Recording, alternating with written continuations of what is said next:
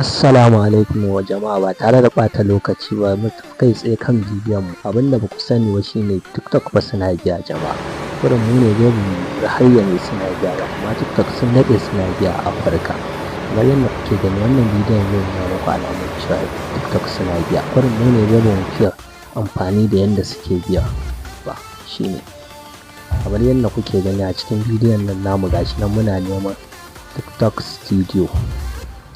Muna neman TikTok Studio, ba kowa ne yake amfani da shi ba. Majority TikTokers ɗinmu na Najeriya ba su amfani ma da TikTok Studio. Ya TikTok normal suke amfani da shi. To TikTok Studio shine yake tabbatar da cewa mutum ana biyan shi. Gashi nan yana shiga. Gashi nan mun shiga cikin TikTok Studio. Yana loading. Gashi nan yana loading. Yauwa kamar yadda kuke gani gashi nan ya buɗe, a ƙasansa za ku gani akwai management, akwai monetization, akwai create, akwai analysis, akwai kuma home.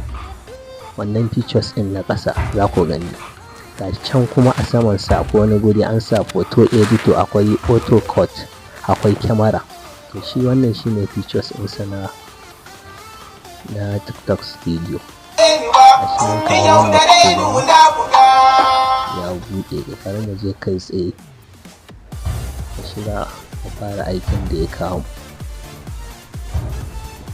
Gashi nan muna neman, gashi za mu shiga monetization. Gashi nan mun shiga network ne ke ba mu matsala. Muna kan analysis, mun shiga analysis, network ne ke ba.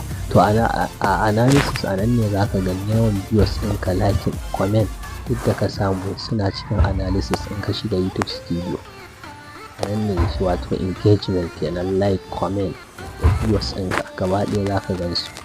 Kamar yadda ake amfani da YouTube Studio haka shi ma wannan ake amfani da TikTok Studio. Ta nan ake biyan mutane, ta nan suke cire kuɗinsu. Ta nan ne za ka gane likes ɗinka da views ɗinka da comment ɗinka.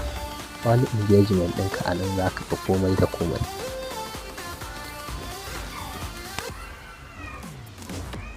Gashi nan kamar yadda kuke gani mun shiga monetization. Wato monetization a nan ne za mu kammala samu da abin da muke samu. Duk wani bidiyo in muka yi posting viewers nawa ya bamu kuma nawa muka samu, to a nan ne za mu gani a nan monetization. Gashi na wannan da yake sabon account nan, gashi nan za ku ga balance ɗinsa 00. Wannan sabon account ne, shi ne dai a taƙaice. Dole duk mai son amfani da TikTok sai ya ɗauko